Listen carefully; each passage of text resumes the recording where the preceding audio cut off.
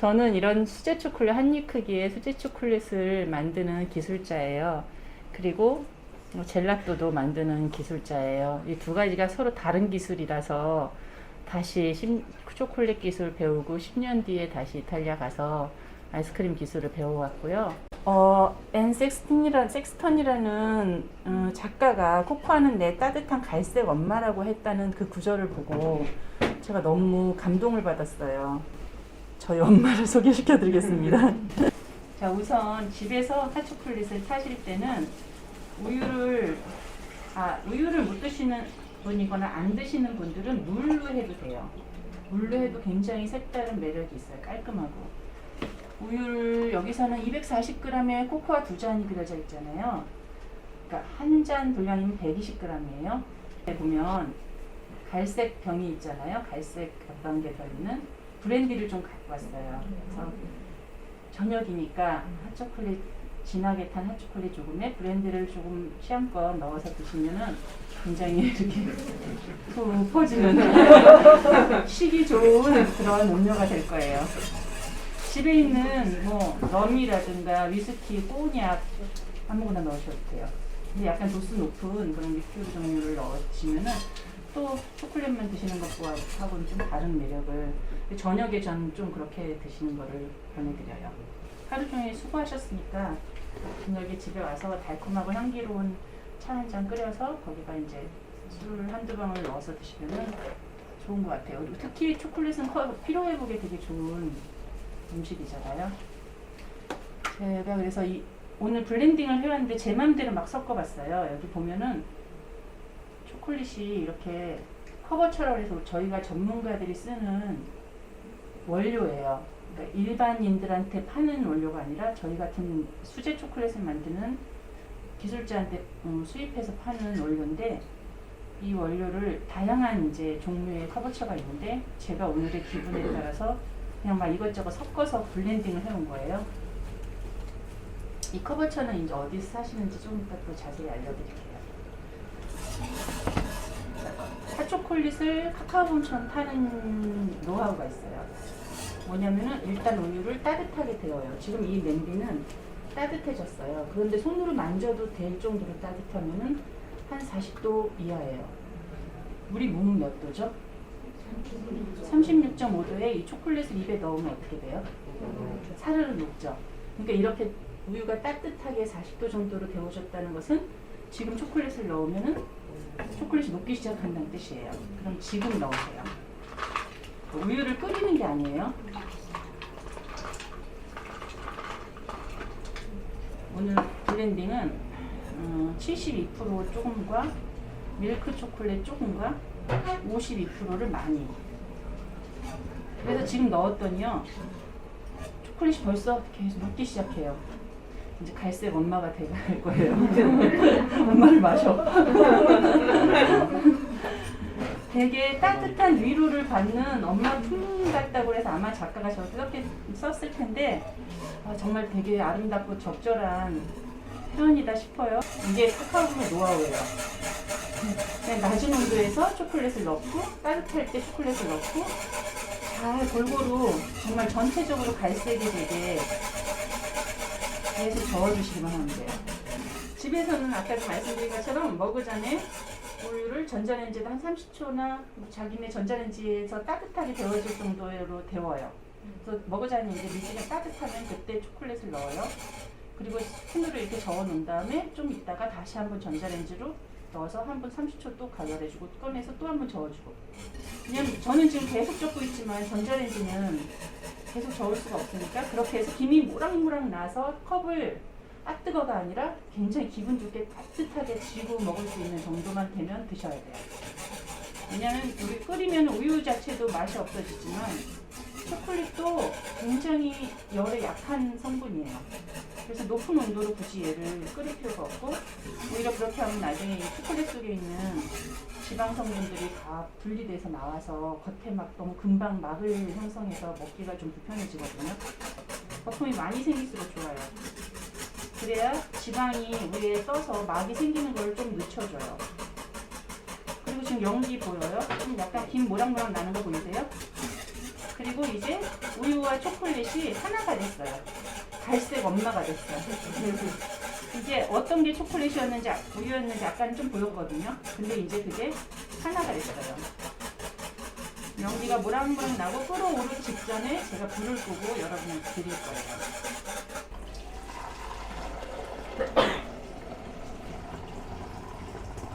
옛날에 이 카카오의 오리진이 마야 그쪽 아마존 지역이거든요.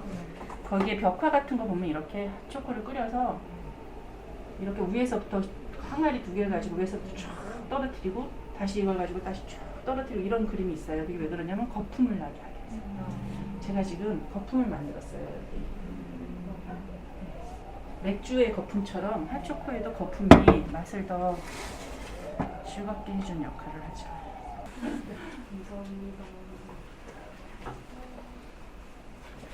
그냥도 드셔보시고 정말 술 한 방울만 딱 떨어뜨려서도 드셔보세요. 완전 다른 풍미가 느껴질 거예요.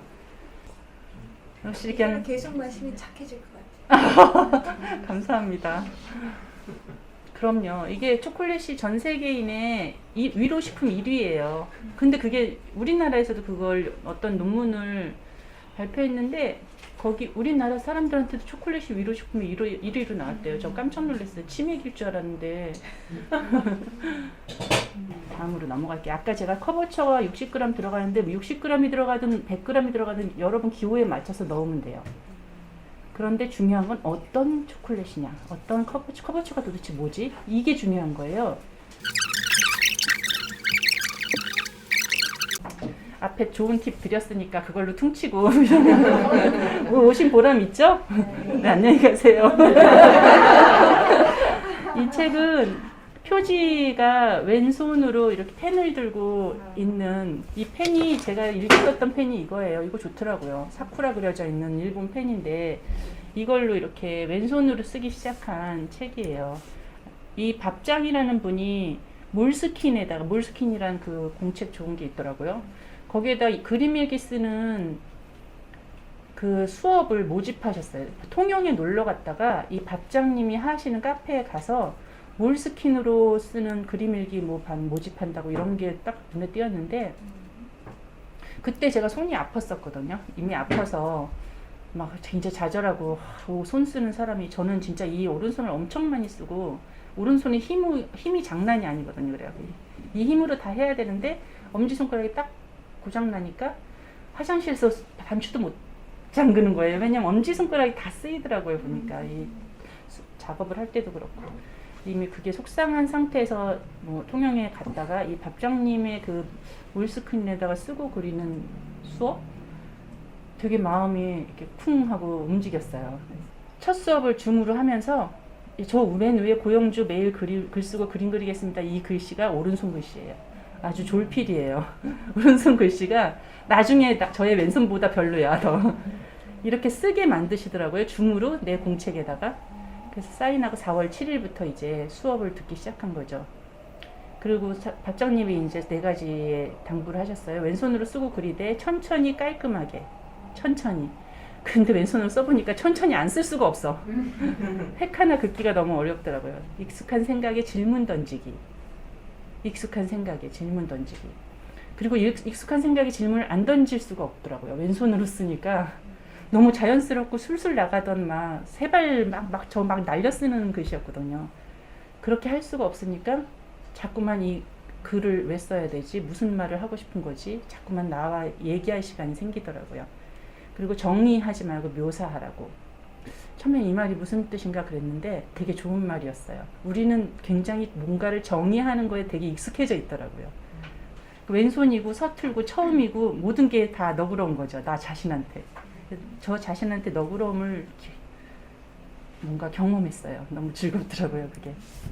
이렇게 생각하는 손을 갖고 싶어서 열심히 일했더니 제가 아픈 손이 되었더라고요.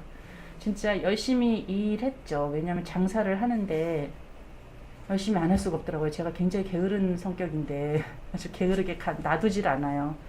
하루라도 무슨 일이 안 생기면 입에 가시가 돋치죠. 오늘은 좀 편안하게 끝나나? 그러면 화장실이라도 막혀줘야죠. 근데 손이 아프니까 내가 여태까지 모든 걸 다 이 오른손의 힘으로 했구나라는 걸 깨달은 거죠. 그때 이제 그래 그럼 왼손으로 쓰지 뭐 그림 그리고 싶으면 왼손으로 그려보지 뭐 어때. 처음부터 오른손도 처음부터 익숙하진 않았던 거니까 그럼 왼손으로 해보지 이렇게 하고 이 수업을 했는데 그림을 그렸는데 그 그림 일기를 시작하자마자 제주 올레 한 달 동안 올레길 걷는 프로그램에 제가 등록을 해놨거든요. 아픈 김에 넘어진 김에 쉬어가자 이러면서 핑계죠. 뭐 핑계 놀러 가고 싶어갖고 그래서 제주 올레 패스포드에 마스크 덕분에 얼마나 이 프로필을 그리기가 쉬웠는지 쓱쓱 그렸어요. 정말 쓱쓱 곱슬머리 안경 마스크 제주 올레를 이렇게 걸으며 예쁜 길도 걷고 미운 길도 걷고 짜증나는 길도 걷고 무서운 길도 걷고 다 걸었어요. 그래서 더 좋았어요. 걷지 않았으면 볼 수 없는 제주도의 구석구석을 다 만나면서 바람을 너무 싫어했는데 저는 제주 바람 때문에 제주 못 살겠다 했거든요. 특히 북풍 불 때. 근데 이 바람을 한 달 동안 저렇게 몸으로 맞고 걸었더니요. 너무 속이 시원한 거예요. 너무 시원한 거예요. 그러니까 나중에 바람이 없는 날을 못 견디겠어요. 바람을 맞이했어요, 제가. 근데 바람을 한 달 동안 내내 몸으로 맞았더니 드디어 그게 나한테로 거부감 없이 바람이 들어오더라고요. 얼마나 신났으면 이게 내가 공중에 뜬 것 같죠? 절대로 못 떠요. 아니 이게 보름쯤 걸은 다음에 찍은 사진인데 몸이 안 뜨더라고요. 그래서 한쪽 다리는 땅에 붙이고 다리를 이렇게 굉장히 연출한 거예요. 뜨는 것처럼. 신났어요. 보름쯤 걸으니까 신나더라고요. 약간 그 근육도 생기면서 걷는 것도 좀 더 수월해지고 그리고 나도 모르게 아침에 콧노래가 나와요. 근데 그럴 수밖에 없는 게 먹고 자고 걷고 또 중간에 밥 사주면 밥 먹고 제주 올레에서 하는 프로그램이 내가 신경 쓸 게 하나도 없는 거예요. 내가 동선을 짜는 것도 아니고 안전을 걱정하는 것도 아니고 교통을 막 찾아야 되는 것도 아니고 그래서 역시 돈을 내야 돼. 사람은 돈으로 이런 거를 이렇게 바꿀 수 있는 거구나. 그래서 역시 난 돌아가면 열심히 일해야지 돈 벌어야지. 그래서 이렇게 단순한 생활을 하면서 나를 위하는 거잖아요. 어쨌든 내가 의도하지 않았어도 내 몸에 계속 근육을 붙여주고 밥을 시간 맞춰 챙겨 먹고 자고 일어나서 오늘도 잘 걸으려고 막 스트레칭을 꼬박꼬박 하고 그렇게 살아본 적이 없는 거예요. 생각해보니까 밥도 세 끼를 그렇게 먹어본 적도 없고 시간 맞춰 먹는 거는 뭐 생각도 못했고 일하면서 그러니까 나중에 저 사진을 찍을 땐 정말 저 모습이에요. 너무 신나는 그렇게 제주도 너무 아름답죠. 너무 아름답죠 정말. 근데 걷지 않으면 몰라요. 그 아름다움을 다 모르더라고요. 이렇게 해서 제주도에서 한 달 동안 계속 일기를 쓰고 올라와서도 또 일기를 계속 썼죠. 선생님하고 3개월 동안 일기를 같이 수업을 하고 그 다음엔 저 혼자 쓰기 시작했어요. 뭐든지 이상하게 한 100일 정도만 도움을 받아서 하면 그 다음엔 혼자 할 수 있는 약간의 그런 힘이 생기는 것 같더라고요. 그런데 쓰면서 즐거웠어요.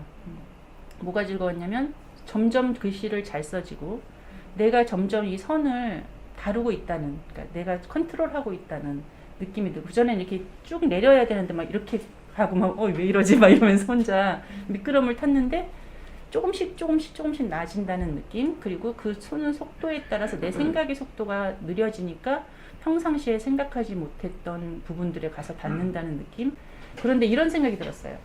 난 일기에 진심인가 이거? 이거 지금 혹시 일기인데 안 보여주는 건데도 난 누구한테 보여주고 싶어서 이걸 쓰는 거 아닌가? 그런데 이게 진짜 100% 진심인지 아닌지는 잘 모르겠지만 페북보단 진심이에요. 잘린 책이 되지 못한 일기가 있어요. 그걸 여러분한테 좀 보여드릴게요.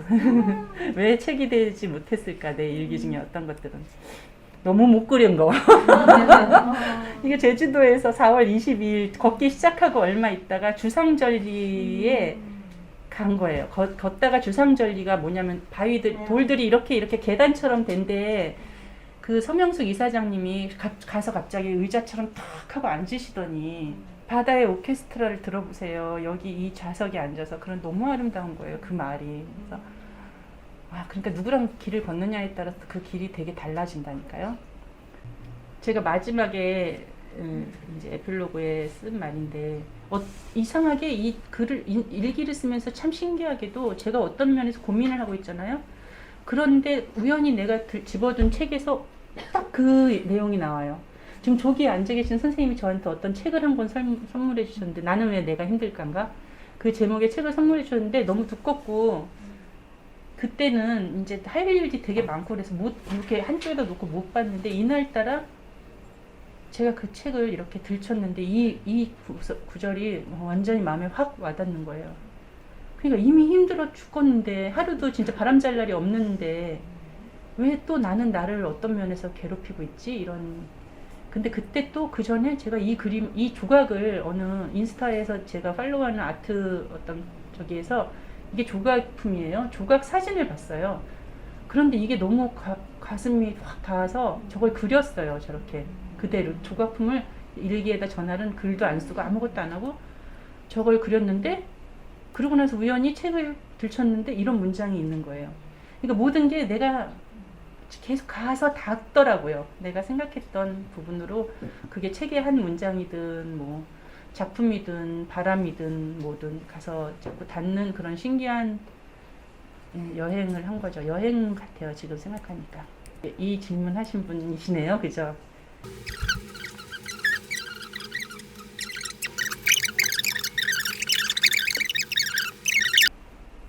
이거는 잘 알겠어요. 무슨 질문인지. 의미가 있어서 적는 게 아니라 적으니까 의미가 있어요. 적으면 의미가 된다고. 그런데 저도 이 일기를 다시 이렇게 보다 보면요. 행복했던 순간들, 이런 좋은 뭐 제주올레길 그 일기들 특히 볼 때 엄청 행복하다는 느낌이 들고요. 행복이 마치 나한테 문신처럼 새겨진 것 같아요. 내가 써서 그런 것 같아요. 내가 적어놨고 내가 그 순간을 다시 한번 천천히 이 어색한 손으로 그렸고 글씨를 써놨고 이래서 물론 그 순간이 좋았겠지만 그렇게 적음으로써 그게 딱 각인이 되면서 나는 행복을 가졌어 뭐 이런 느낌이 되는 것 같아요. 초콜릿도 마찬가지. 제가 뭐 초콜릿을 좋아해서 했겠어요?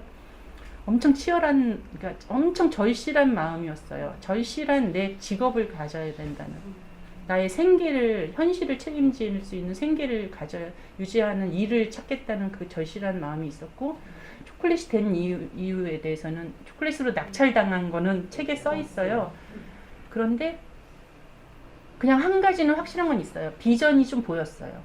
이 일로 이거를 하면 뭐 현실적으로 어쩌고저쩌고 돈을 얼마를 벌고 이런 게 아니라 할머니가 돼서도 내가 초콜릿을 만들고 있는 그 모습이 보였어요. 이걸 처음에 딱 선택할 때 당장 눈앞에 지금 급급하게 뭔가를 잡아서 일을 하면 계속 못할 것 같더라고요. 별 안 해본 생각이 없고 어디 원서를 안 넣어본 데가 없는데 하면서도 난 이거를 오래 못할 것 같다는 생각이 들어요. 그리고 미래에 내가 안 그려지고요.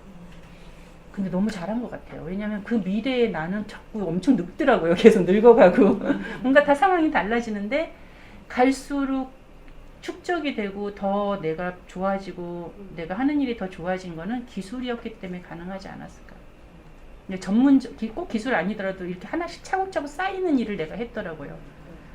그러니까 나를 소진하고 소모해가는 일을 했다면 난 지금쯤 아마 너덜너덜해져서 되게 진짜 상담으로 안 되지, 뭐 정신과 가서 약 먹어야 될, 그럴 수도 있어요. 그런 현실이. 그런데 그때 내가 어떻게 그렇게 똘똘한 선택을 했지? 나처럼 멍청한 애가 그때 어쩜 그렇게 미래를 길게 본 거죠. 굉장히 근데 그때 당시는 너무 절박했는데 그 어떤 되게 모순이잖아요. 난 지금 너무 절박해. 돈이 100만 원이라도 아쉬울 텐데 누가 100만 원만 준대도 정말 다 할 수 있을 것 같은데 어떻게 지금 아무것도 보이지 않는 깜깜한 저 멀리 있는 그걸 선택했을까. 그게 되게 아이러니지만 잘했다는 생각이 들고요. 저 멀리 있더라고요. 정말 22년 왔더니 지금에서야 아휴 이제 조금 먹고 살만하네 뭐 이런, 이제 조금 사람들이 초콜릿을 안 해. 정말 너무 힘들었다 정말 이런 생각을 하고 지금은 정말 좋아하는 거죠. 그래서 이게 좋아해서 난 초콜릿을 한 게 아니라 하다 보니까 좋아한 거고요. 처음에는 하루도 안 빼놓고 했고, 그리고 저 인쇄 받아서 정말 100만 원 기부했어요. 왜냐면 그런 길을 그렇게 만들어준 사람들이 있다는데 감사하는 마음이 정말 너무 임산부일 때 와서 초콜릿을 먹으면서 너무 행복해하다가 아기를 낳고 둘째를 낳고 지금 그 애들이 다 중학생 뭐 이렇게 커서 같이 오고 이런 그런 가족을 보면 정말 내 가족 같은 뭐 마치 이런 거 있잖아요. 내가 시골에 있는 건데 지금 뭐 저기 손자랑 다 놀러 온 것 같은 느낌이 들고 그래요, 진짜. 그 초콜릿이라는 거 하나의 그 매개로 그렇게 되게 좋은 인연들이 많죠. 저는 지금 사회생활 한 지 한 11년 정도 됐는데 회사 다니면서 약간 저런 선배를 믿고 따라가고 싶다라는 그런 여성 선배가 없었던 것 같아요. 네.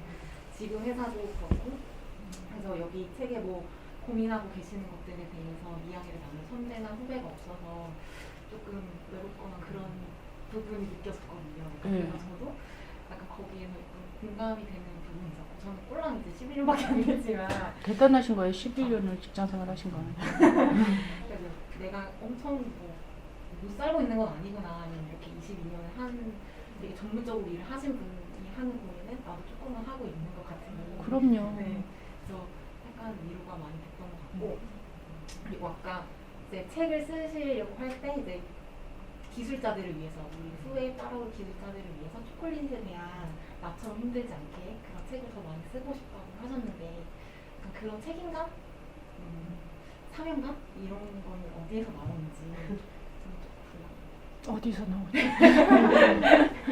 제가 고생을 해서 저는 언니 진짜 업계에 언니가 없는 거죠.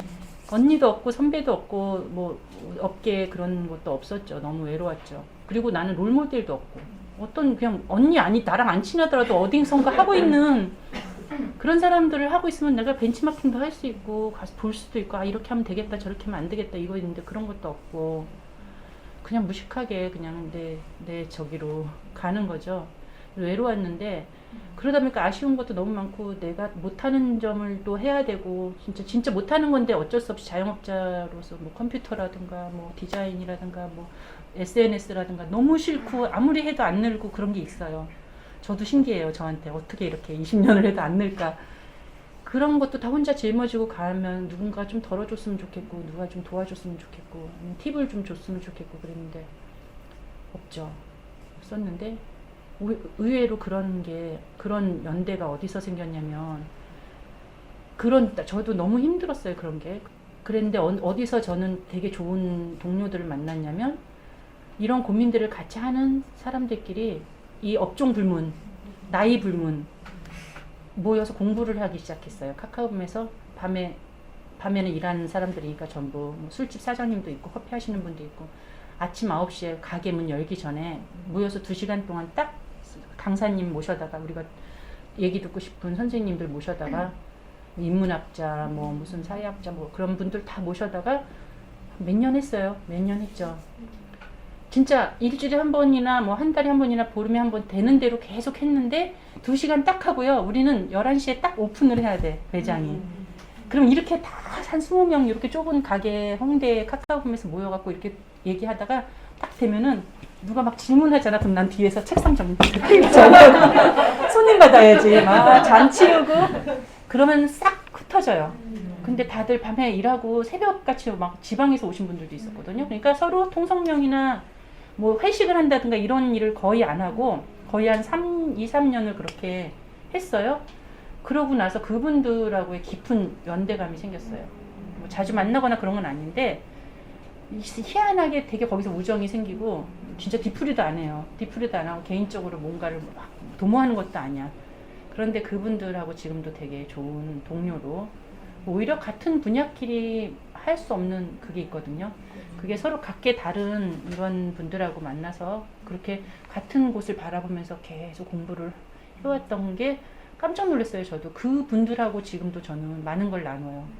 힘들 때 같이 만나서 이야기하고 굉장히 느슨한 연대인데 굉장히 오래 가고 되게 편안한 연대가 생겼어요. 그래서 저는 그런 거 되게 좋은 것 같아요. 여기 이렇게 그런 각기 다른 저기지만 같은 비슷한 고민을 갖고 같은 길을 추구하는 어떤 분들끼리 모여서 한 가지 어떤 일을 정기적으로 오랫동안 하는 거 참 좋고 고생하셨어요. 늦은 저녁에 오셔서.